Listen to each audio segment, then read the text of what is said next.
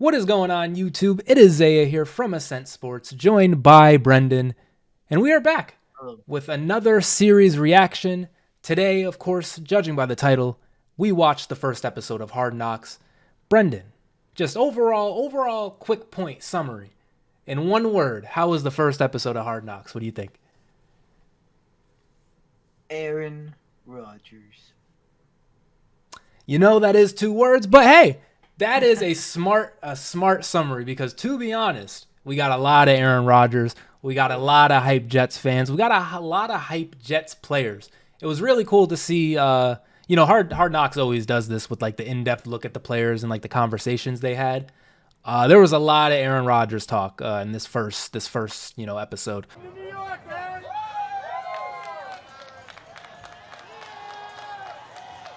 Say hi. Wave, something. Acknowledge. Yay, there it is. Oh, they're hype.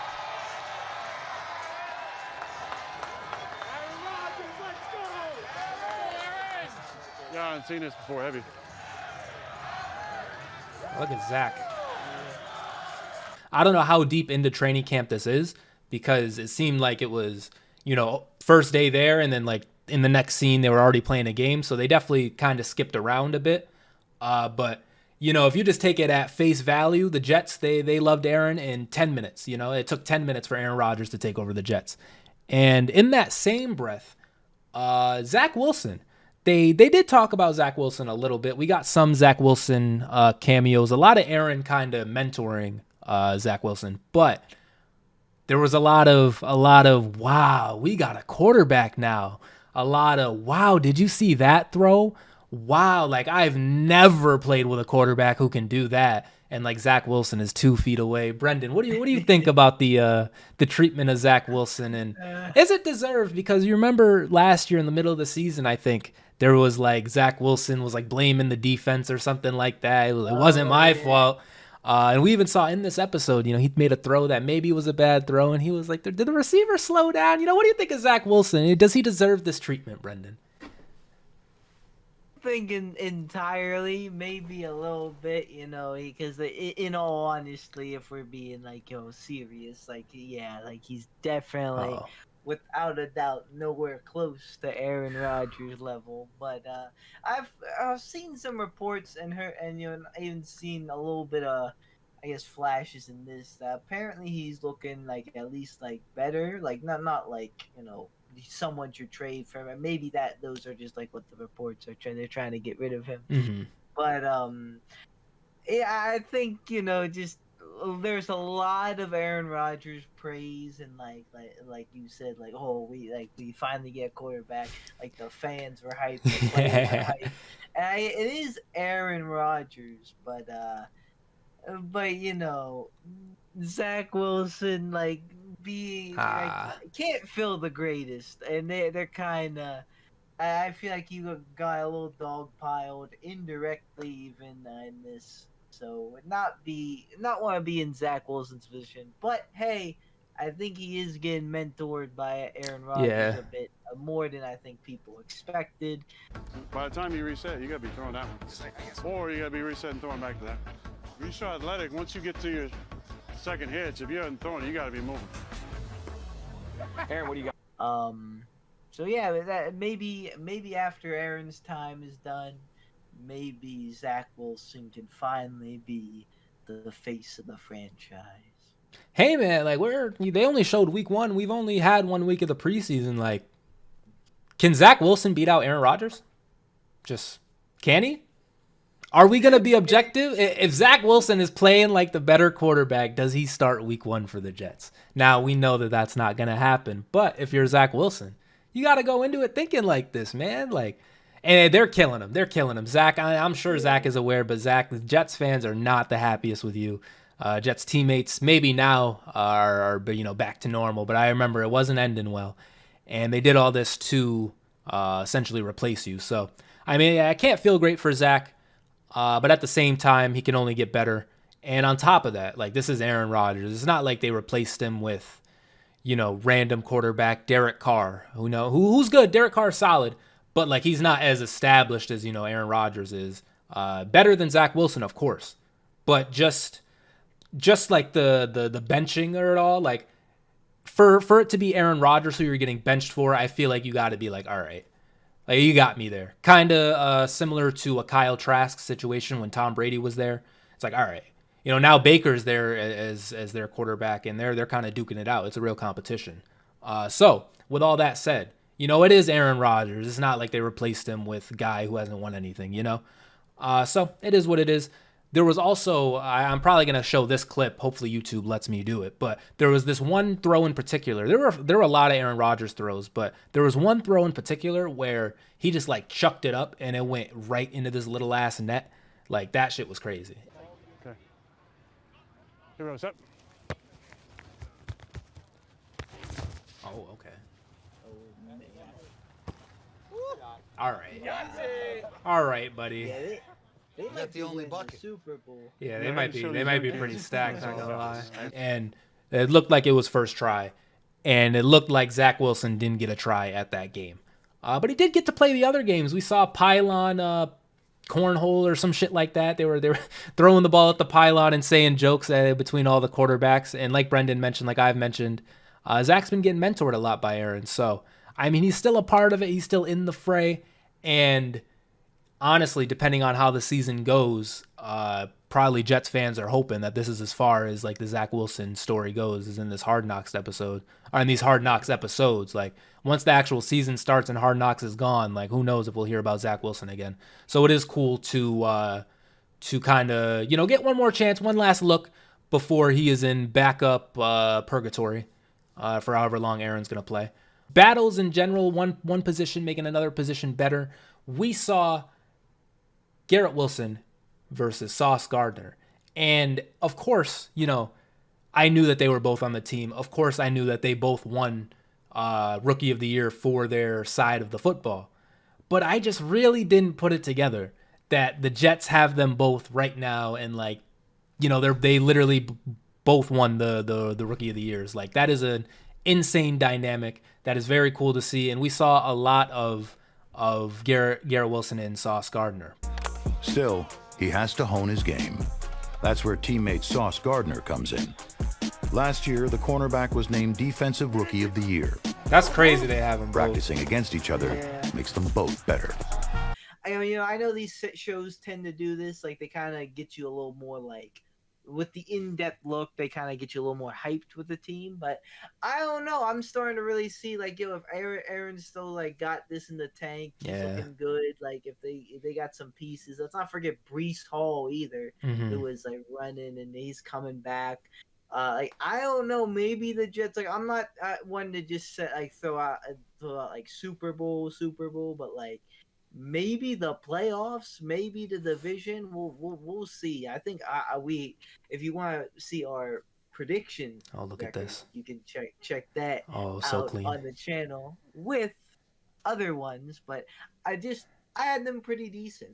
So I don't know. Maybe I was sleeping a little bit. Maybe I was fair. We'll see. We'll see. Yeah, we talked about not really realizing it. I had the same situation of like, man, like they got him. Like they got McCole Hardman on the team. Do they still have Elijah Moore, or they traded him to the Browns, right? Yeah. And not vice versa. Okay, so they got rid of him. But I mean, they got Allen Lazard, Randall Cobb, Michael Carter, the running back as well. You mentioned Breece Hall. They also have Israel Abanikanda, who scored a touchdown. Oh, let's go! Let's go!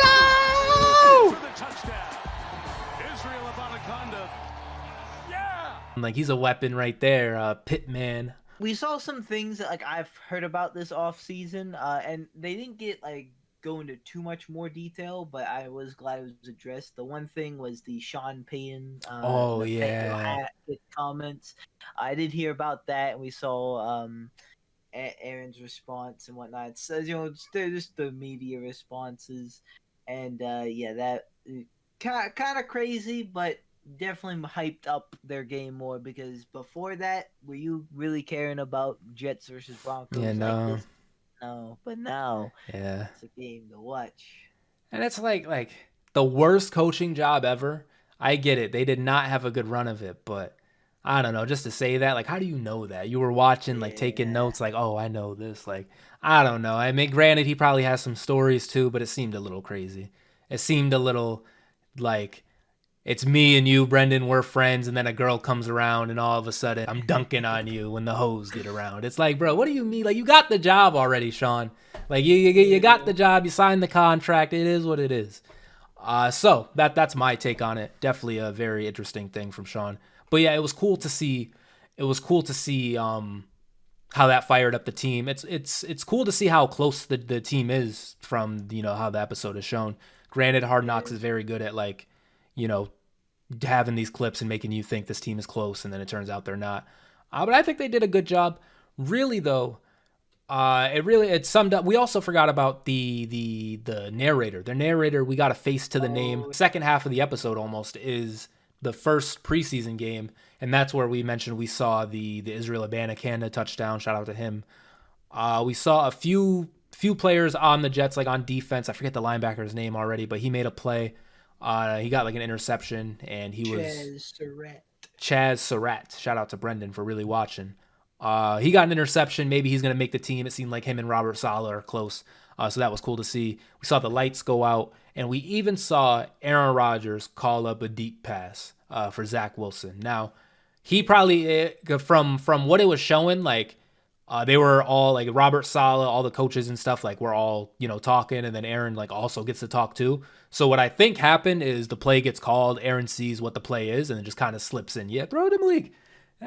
Aaron can just see it from the sideline, like, oh yeah, Malik's good.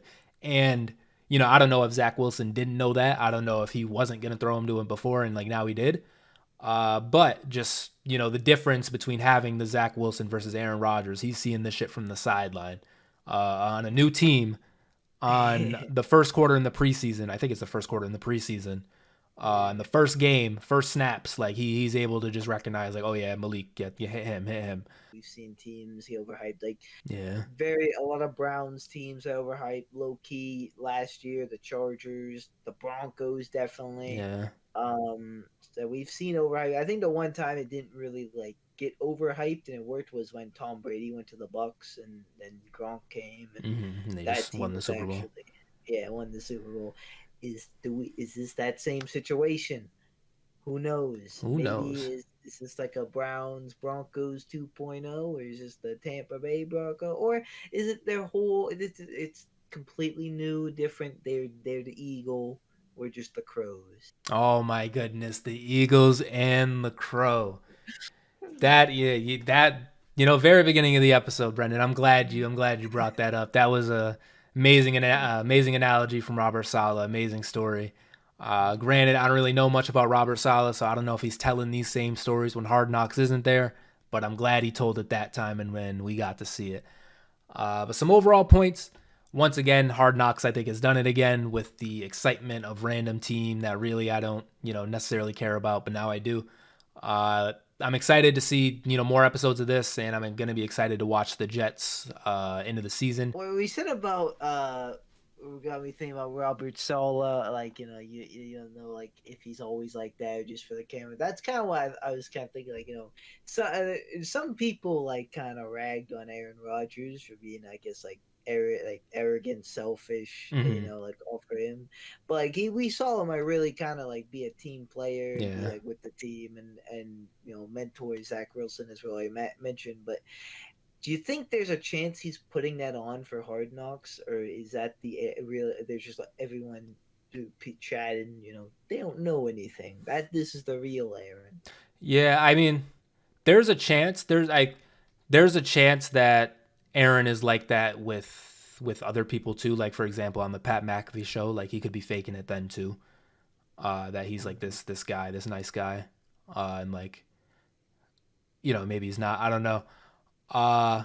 But what just in a new situation, it's a little easier, I guess, to be more optimistic and more, I guess, positive than you were in your last 17-year relationship, where for 16 years of it they were fucking shitting on you and not signing your players back and Mickey Mousing it and not drafting a receiver in the first round for a million years and all the other stuff the Packers did. Whereas the Jets, We go to the Jets in this relationship. It's, yeah, I'll go get your friends. Yeah. Yeah. We'll go get Randall Cobb. Sure. We'll go get Alan Lazard. Sure. We'll go get Nathaniel Hackett. Sure. Yeah. Hell yeah, Aaron. Fucking have the office, bruh. Like, wear number 8. Who cares? Like, you could have had 12. Like, the fact that Aaron is wearing 8, like, he could have had 12. Let's be honest. He could have had 12. So I think the situations are a little different. And then the defense, even let's say the defensive players, they were dying for a quarterback. We've heard all the stories, like, Aaron may be putting it on for them, but they're probably putting it on for him too, if that makes sense. Like, I think everyone's just trying to be on their best behavior, especially with the cameras around.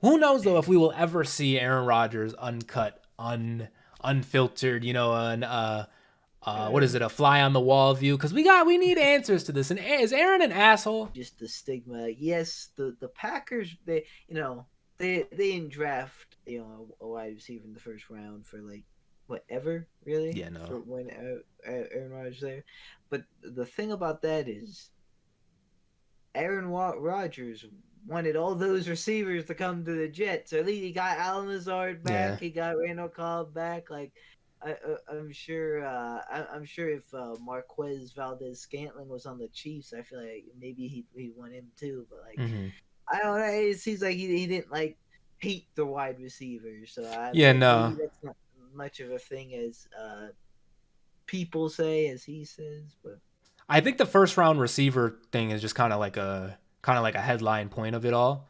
But at one point they like weren't re-signing Randall Cobb and Alan Lazard. Like, they re-signed them from the Packers, like the Packers.